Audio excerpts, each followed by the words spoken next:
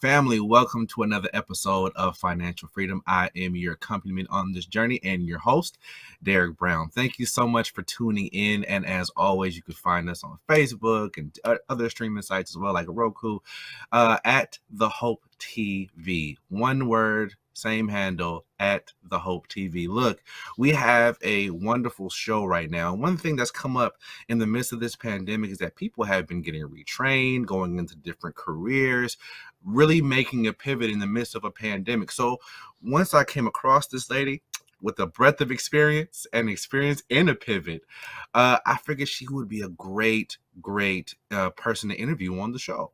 And so we're going to be talking to a lady named Waukesha Stafford. And she made a pivot from being a nurse to now the president of a construction company. Her dream job was to be a nurse and went to school for it. And she ended up as the president of a construction company. And then she got an associate's in construction management, and another degree in business administration, another degree in accounting, another degree in business management. She's QuickBooks certified. She's Foundation certified. She is ready to go, but she's successful. She's intelligent, and she's someone we definitely got to hear from. Ladies and gentlemen, please welcome Waukesha Stafford. Hello there, Derek. How you doing, Ms. Stafford? I am doing great. How are you tonight? I'm good. Thank you so much. And like I said earlier, when we talking before we even got started, I'm as a woman like yourself, I'm sure you're busy. I'm sure you have other things to do. So thank you so much for making the time to be with us tonight on the show. Well, thank you. Thank you for allowing me to come before your awesome audience.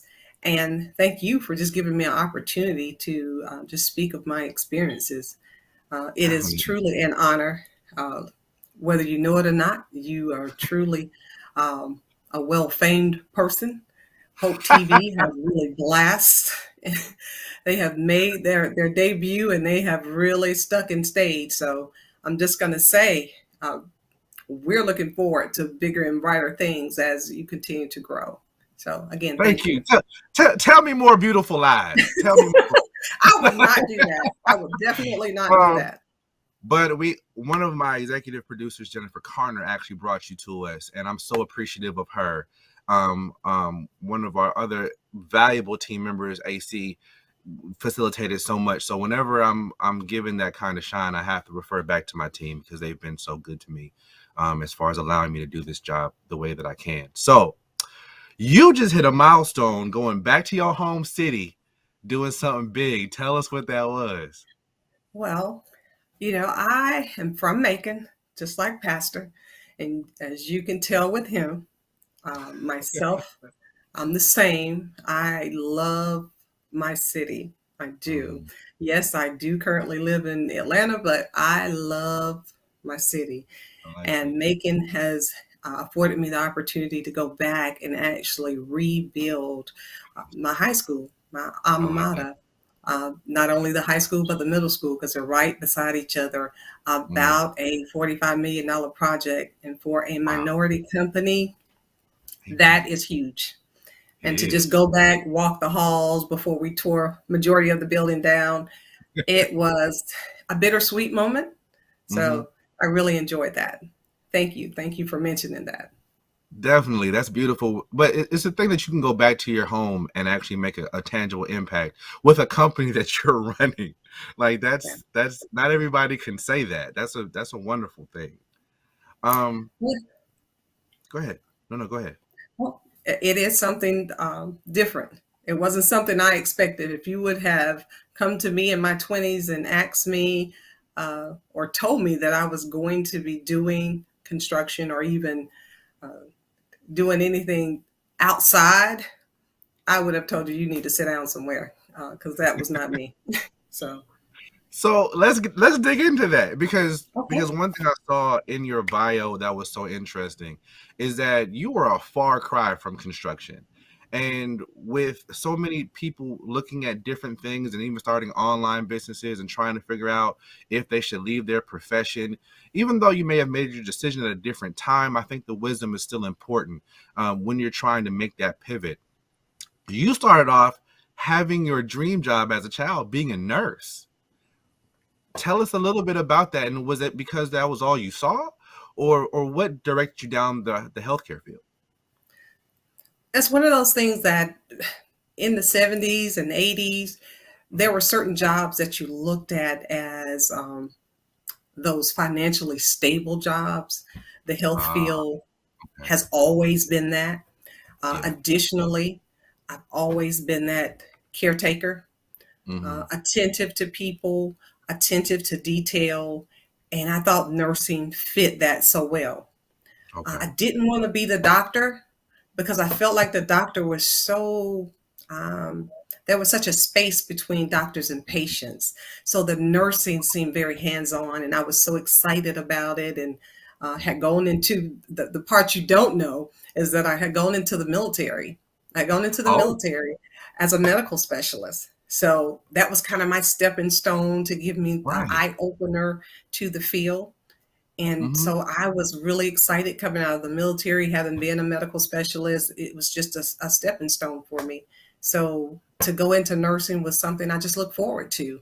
I thought it was going to be a great job to stabilize my future, and got there. And I'll be honest with you, Please the do. work was a little harder than I thought. To be honest, Okay. it was a little harder than I thought.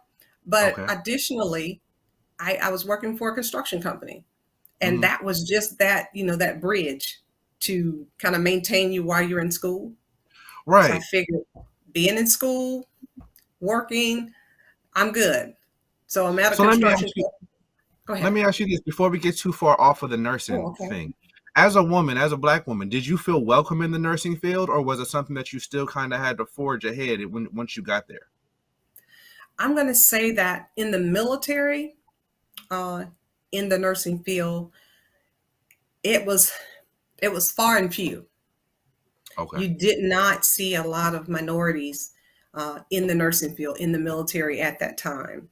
Okay. Once I came out and went to class, it became more evident that minorities were not did not have a very strong presence at that Okay. time. You saw a few, there were a few in my class, but not so many that, you felt like it was a 50-50 type thing.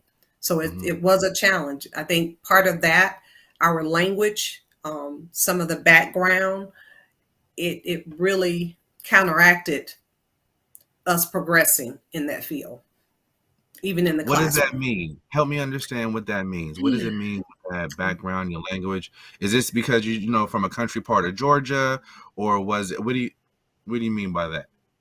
Derek, did you just throw a crack at my city?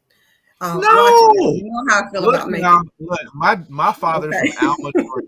Okay, we both got Okay. some country in us now. I ain't connecting on nobody see. Okay. Uh, I just think the upbringing had a lot of impact on those things that I was preparing to encounter, in comparison to some of my Caucasian counterparts that probably had some exposure even prior to coming to the classroom, whether it was through an aunt, a mother, and maybe even other siblings. There were not very many people who were in the medical field for me to kind of look to and obtain guidance in comparison to now. I will say that now I do know that to be very different. I have friends who are nurses, their children are nurses, and so it is a very different sector now.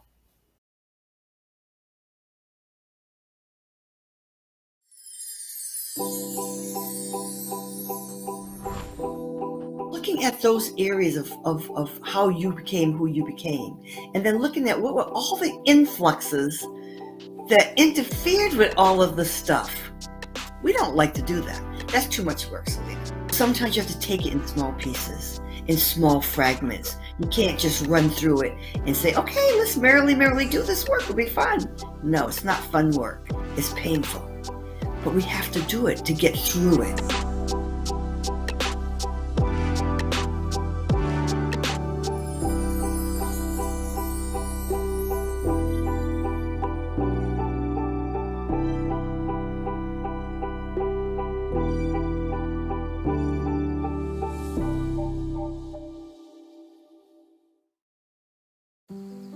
Hey, Dad. I need your help asking Jessica to prom. Of course. Love is like the ocean. You have to tread the Oh, waters. Dad. That's not the kind of help I needed. Hey, Jessica.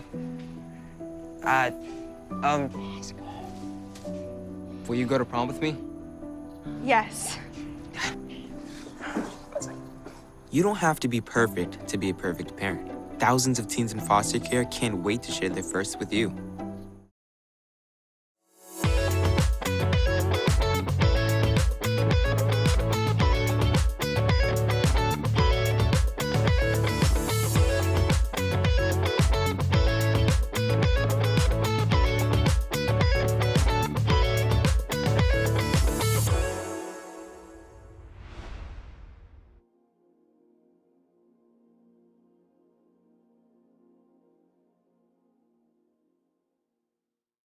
So what did you see as a child? What were you exposed to? And how did you get from not even seeing the nursing part? What did you see that you could be as a young Black woman in the South or in the military? Okay. What did you see that became an option for you? Was the military thing was the only option that you felt? Well, honestly, yes. It was that or either obtain debt, by trying to go directly into school. So what I Got you. saw the military as a gateway to get me where I wanted to be. We did not have the money. We were a lower middle class family. Both my parents worked. They worked in a factory, Brown and Williamson, which was the factory for Macon at that time. Right. But we had not prepared. My mother attended college, but my father did not. And they had not prepared for us to enter college, myself or my siblings. My siblings, both of them obtained scholarships. And Wow. I had done the same, I'll be honest. I had obtained a scholarship and was Oh headed yeah, off to college. your parents ain't raised no fools now. Y'all did it. I'm with it all day long. So it was trying because we knew that the money was not there.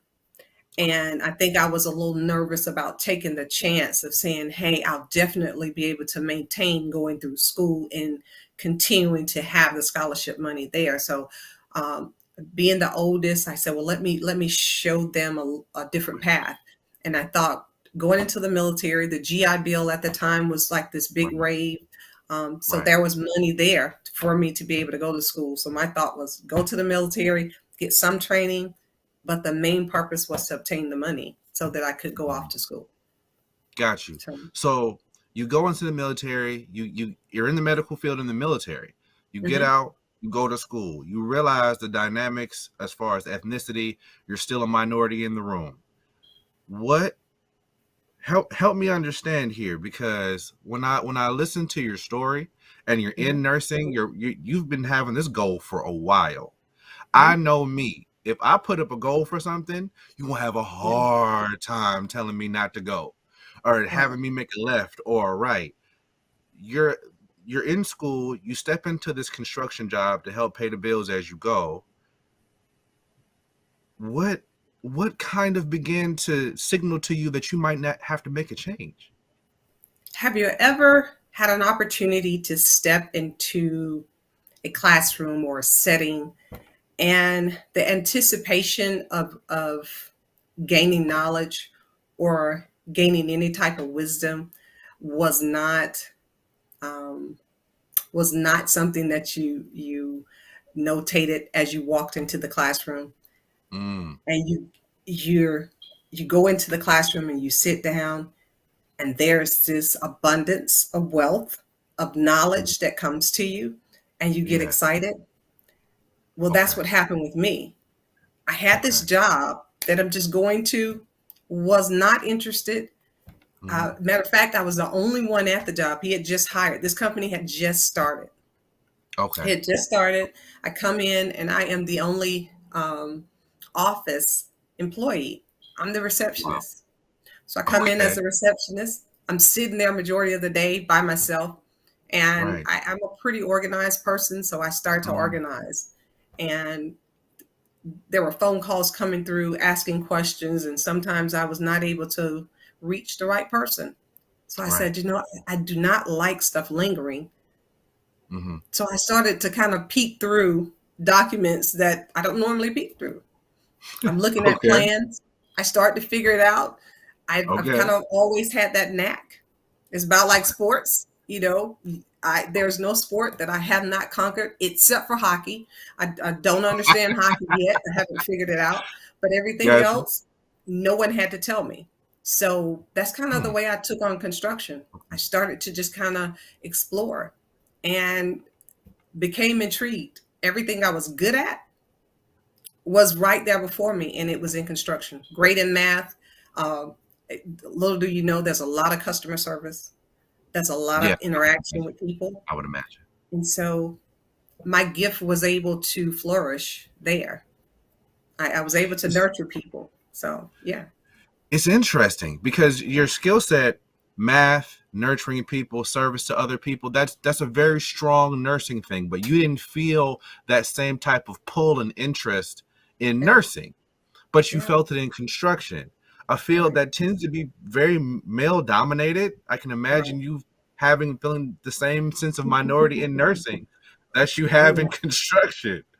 So Yes. how so and then you also love sports. So Yeah. I guess I'm trying to, for those people who are thinking about making a pivot, if they're multifaceted like yourself, right? And they may have skills in one area, but they may see an opportunity in another.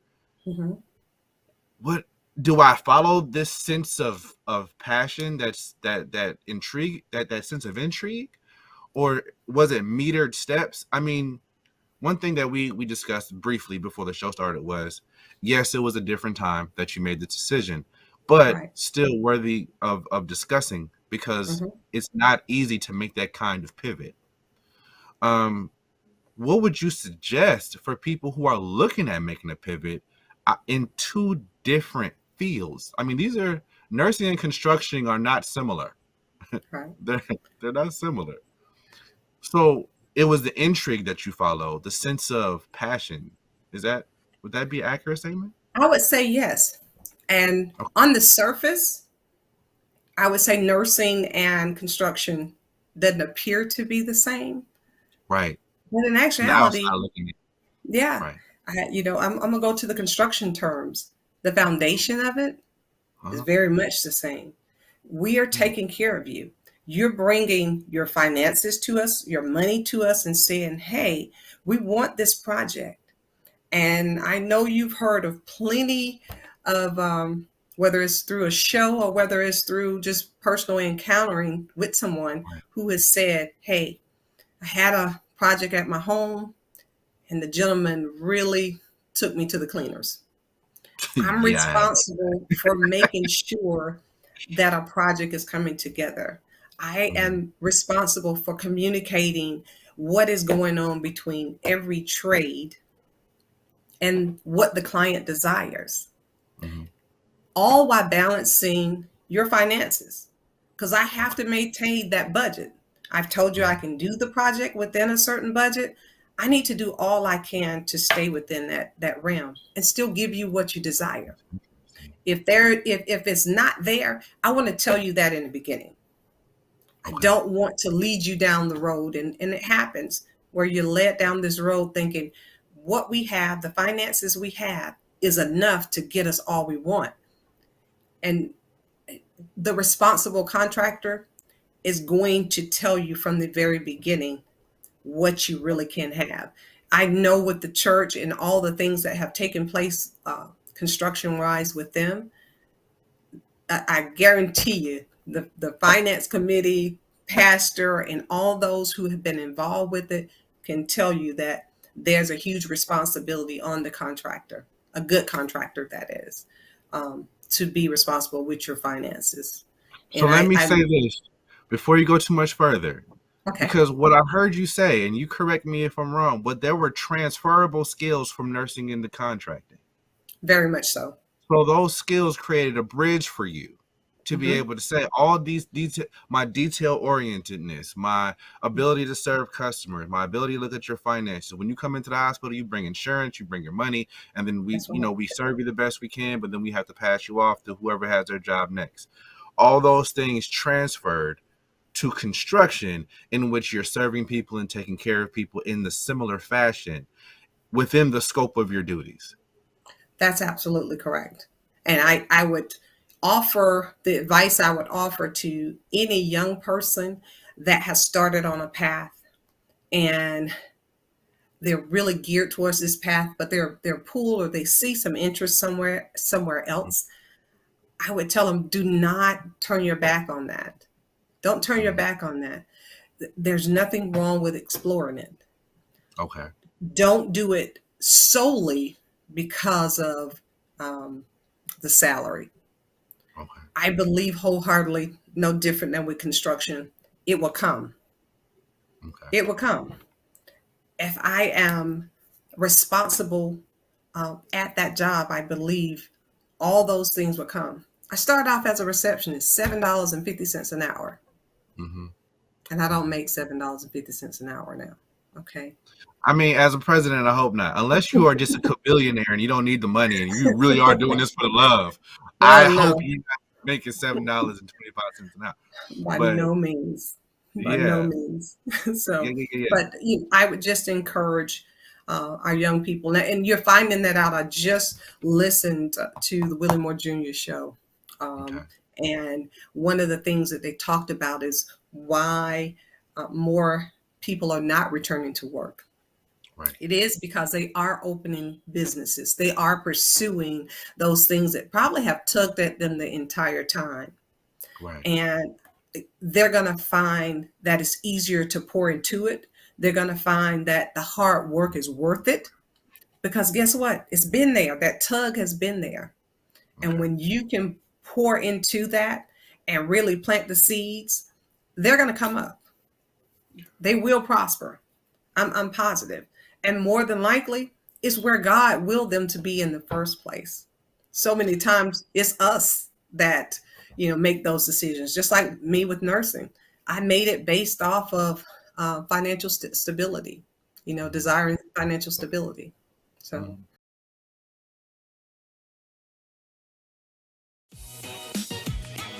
What's up, y'all? It's your boy Jermaine Dolly, Mr. Hello Dolly himself, and guess what? You're tuned in to Tea and Worship with my homies, Mignon and Corey. Keep it out, y'all.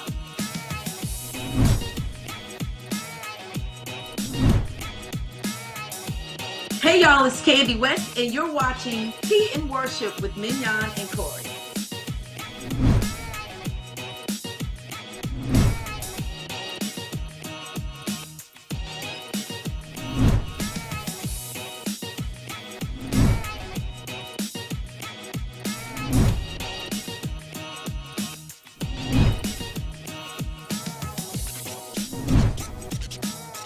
It's your boy James Fortune, and you are watching my favorite news show, Tea and Worship, with my sis Mignon and Corey.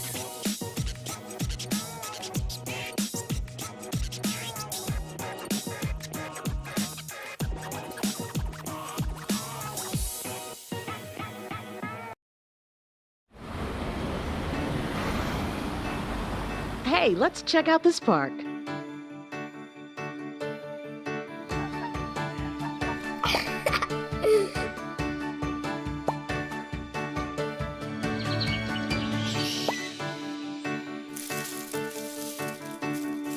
Oh, wow, that's really cool. To find a great local park or forest near you, go to discovertheforest.org.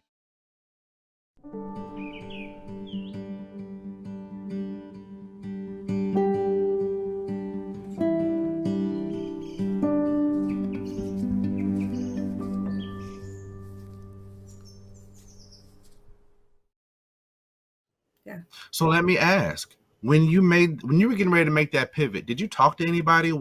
Did you call your mama, your daddy, your sisters, anybody? I know you were the oldest. So was there anybody that you were able to consult, or was it just like, I got to do this thing. This feels right. I got to, I'm just going to do it and, I'll make it. Or was there anybody that you were able to consult? And would you encourage people in this generation to take that same kind of advice? I'll say this. I talked a lot with my boss, who is my board now.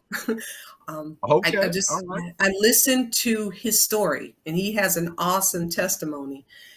Right.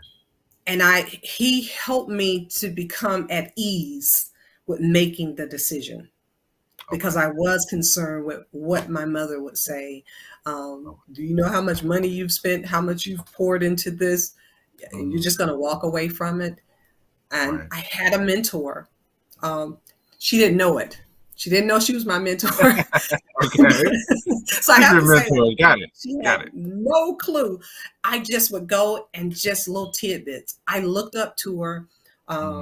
She was already in the construction field. She was a super woman. She did not look like me. She did not look like me. Okay. And so I did kind of, I took these moments to just pluck at her a little bit. Okay. And it wasn't until right before my appointment as president that she said to me, I saw it in you so very long ago. And she said, that's why I took the time to actually pour into you. So I would also suggest that let us not get too wrapped up in where the mentorship is coming from. And I just look at who's willing to pour into us, who's willing to, and of course, I didn't look at her just from the sole standpoint of her working in construction. I looked at her overall. Beautiful family, awesome husband, beautiful children. She was, and excuse me, the biggest thing is she loved God. I needed someone who was spiritually grounded too, because I was in a transitional moment too. So there were certain parameters that I started to look at. Didn't realize they were as important until later, but they were very important, because the advice that you receive from them usually is coming from their spiritual stance or their growth spiritually. So that made a huge difference for me too. Let me ask. So let me make sure I'm hearing you right.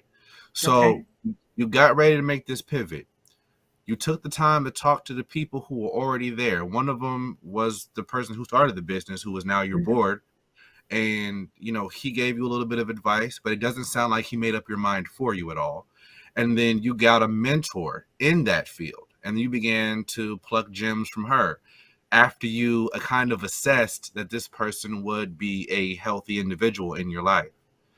And then after you got that, it seems as if you kind of sat back a little bit more to kind of mull it over, and then you began to make more moves. And I have to add this, because the gentleman who is my board, he poured more into me. And when I say physically, he's the one that says, go get the degree in construction. Okay. He's the one that invited me to the meetings.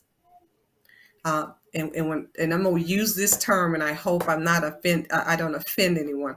He brought me to the boys only meetings. So I had an opportunity to just listen and hear the conversations and hear how they were able to grow and even gain footholds in certain areas to be able to obtain those $40 million projects. Okay. Right. Because they don't just come. Trust me, they don't just come. They're structured in a manner to be able to push them into a certain company's lap. I like to say that. As much as we want to feel like it's a fair playing field and we can shape it and give you the picture of that, it's not always that way. So, but he really poured a lot into me as far as prepping me for what I would encounter. And as a minority female in a male-dominated field, I needed every bit of preparation. I've always had a little thick skin, but my skin had to become much thicker, trust me, to be able to maintain who I am. So I would remind any young person, don't expect just because you have the mentor in place or you have someone that's willing to walk with you that you're still not going to encounter. You will encounter some things. Mhm. It's the preparation, it's making sure that you're spiritually grounded and Mhm. understand that whatever he has for me is for me. It Okay. is for me. And I wouldn't do it solely for money. Okay. I love to encourage young people, don't do it solely for money, because money may take you down alleys that you may not know how to turn around from, or make a pivot, as you the word you used. Well, alleys So don't leave you a lot of room to pivot in the first place. they sure don't. They sure So don't. so speaking of that, one thing I also love, not only are you going back and building buildings in your home city, but you're also mentoring other girls, Yes, specifically looking at the yes, construction industry. How yes. important is it? And I hear it again in your story. How important is it was it for you to be able to see someone who took interest in you, and even just another woman in the industry that was able to Mhm. kind of take you under her wing a little bit? Well, I'll say I am a part of a program called Magic, Mentoring a Mhm. Girl in Construction. I love Gotcha. this program because when I tell you, majority of the young ladies that's in this program looks like me, Mhm. and I am all about pouring into them. I have an opportunity to uh, kind of give them different facets Mhm. of the construction industry. Um, we find sometimes with our younger generation, they figure it's from the classroom to management directly. And I've expressed to them, taking each step really does help, because Okay. it's going to help you, first of all, as a leader. So once you become that manager, you understand those that are around you and the steps that they're going through on a daily basis. Right. So uh, to be able to mentor is one of those things that I think is vitally necessary for this next generation coming up. They are different in the sense that Google has become their friend, Right. mom and That's dad, you right. know. And don't get me wrong, I battled it with my own child, Mhm. where I have had to tell her, if you open up Google to answer one more question, Google and I are gonna have it out, and you won't see Google anymore. So, but it's one of those things to help them to understand that there is someone that's here that wants to help you. We're not here to hinder you. And so I think that's one of the things that we need to, um, as those who are in the field, in any field that is, go Mhm. back, talk to our young people, help them to understand the path that you've taken, but not only understand the path you've taken, but also express to them some of the other paths that are available to them, because Mm. it's greater. There's no way I would have found magic in the 80s or the 90s. Okay. There were no females that I could put my hands on other than my mentor that was teaching and Mm. literally mentoring several young ladies at that time. So, Gotcha. That sounds like it made a huge impact on your life. Just having those people who could pour into you as well, so that when you pivoted, you didn't pivot just completely blind. You took steps right, to find people who could lead you and guide you, and you had to be coachable. And right, that's one thing I have heard before, is that whenever you step on into a new level or a new place, you have to be okay with being an amateur again.